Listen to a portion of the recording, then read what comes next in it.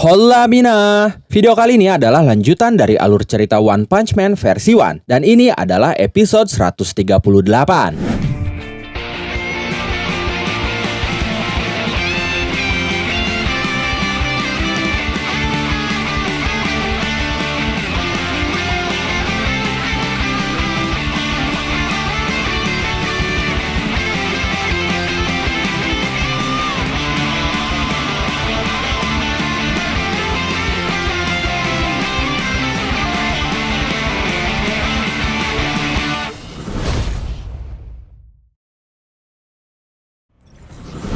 Sebelum masuk ke alur ceritanya, buat kalian yang kebetulan sering mampir tapi belum sempat subscribe, ayo luangin waktu 1 detik aja buat pencet tombol subscribe-nya sekarang juga. Kita sama-sama kawal channel ini, biar bisa segera menyentuh angka 100.000 subscriber. Terima kasih banyak buat dukungan luar biasa kalian selama ini. Oke, sekarang kita langsung masuk saja ke alur ceritanya. Let's go! Di tempat lain, pahlawan kelas S yang jarang sekali bergerak, yaitu Watchdog Man, akhirnya kini terpaksa bergerak karena kota yang dia lindungi tidak luput dari invasi para robot. Tapi dia pun dengan mudahnya mengalahkan robot-robot lemah yang jumlahnya sangat banyak itu. Begitu juga dengan Pigad. Dia pun sudah melawan banyak robot-robot. Bahkan dia menggigit dan memakan robot-robot sambil menerima serangan laser yang menembus tubuhnya. Tapi dia sama sekali tidak terlihat kesakitan. Dojo Beng yang ada di atas gunung pun diserang oleh para robot itu. Dan Beng yang saat itu memang sedang ada di dojonya berhasil mengalahkan para robot itu. Kemudian Beng pun turun gunung menuju kota karena dia tahu pasti ada kekacauan besar di sana. Di tempat lain, tepatnya rumah Gurita, Machine God Eguro berhasil menangkap Zombie Man yang saat itu sudah babak belur. Machine God Eguro berkata, "Zombie Man tertangkap. Ada apa dengan orang ini? Payah sekali. Sepertinya peringkatnya cuma pajangan. Sepertinya anggapan bahwa pahlawan kelas S butuh kewaspadaan ekstra itu keliru. Jangan-jangan ini orang yang salah." Setelah itu tiba-tiba Zombie Man yang tubuhnya terluka parah berkata, "Apa kau juga dari pasukan robot?" Mendengar itu Machine God Eguro langsung berkata, "Wah, dia berbicara. Berarti dia memang yang asli.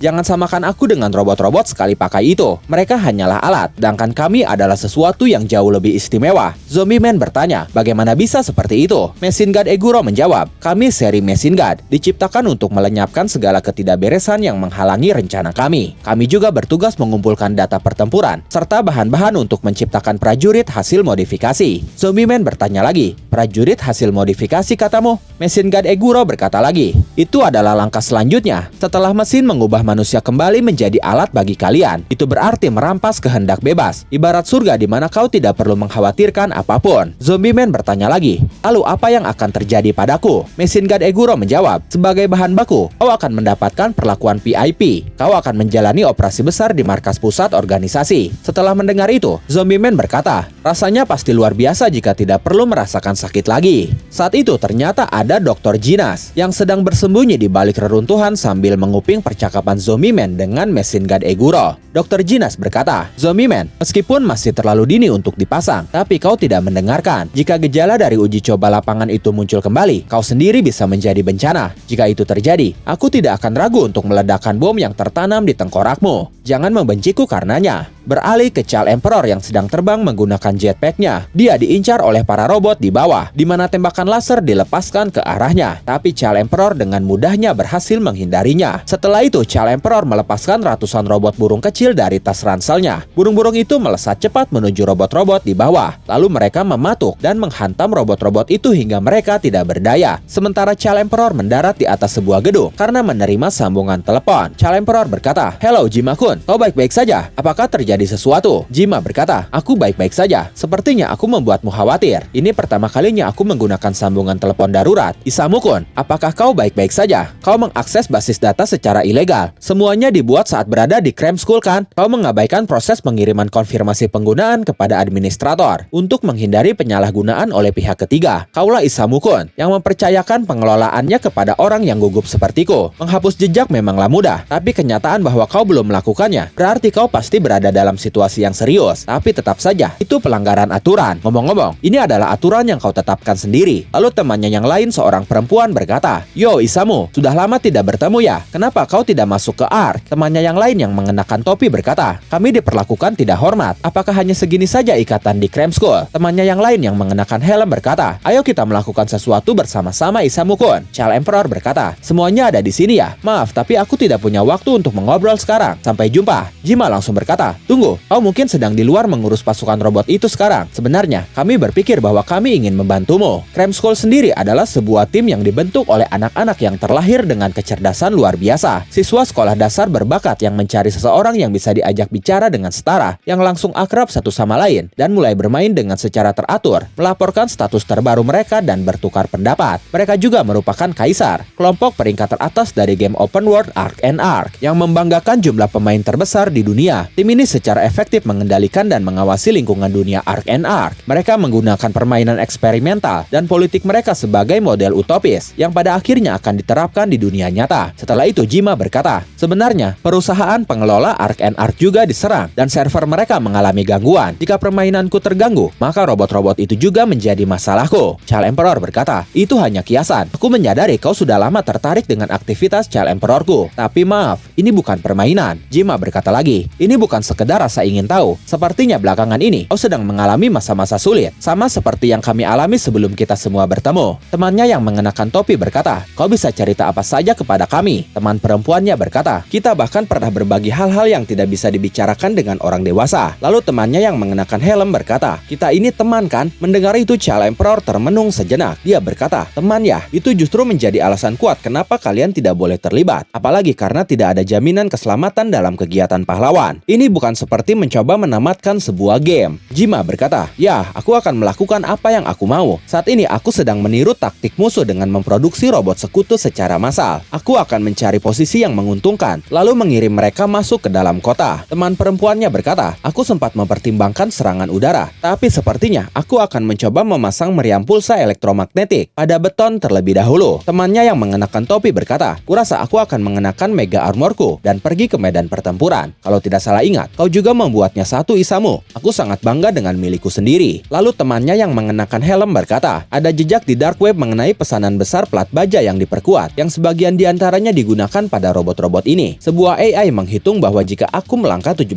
kali dari sini, aku bisa meretas pusat komunikasi utama musuh. Jadi itulah yang akan kulakukan. Mendengar itu semua, Child Emperor semakin panik. Dia berteriak, hentikan itu, menjauhlah dari masalah ini. Tapi tidak lama setelah berteriak, Child Emperor tiba-tiba menjadi tenang. Lalu dia berkata, maaf, tadi aku membentak kalian. Belakangan ini aku memang merasa lelah tentang mempercayai atau mengandalkan orang lain. Kurasa lebih baik aku bergerak sendiri saja. Makanya, maaf, tapi aku mengatakan ini padahal aku sangat tahu betapa hebatnya kalian. Aku ingin kalian mengungsi seperti warga lainnya. Itu saja, selamat tinggal. Setelah itu beralih ke Genos. Saat itu dia menghancurkan seluruh laboratorium yang dicurigai milik dari Dr. Bofoy atau Metal Knight. Genos berkata, Metal Knight tidak ada di sini. Sekarang tersisa 2 laboratorium lagi. Dan momen itu mengakhiri One Punch Man versi 1, episode 138 kali ini.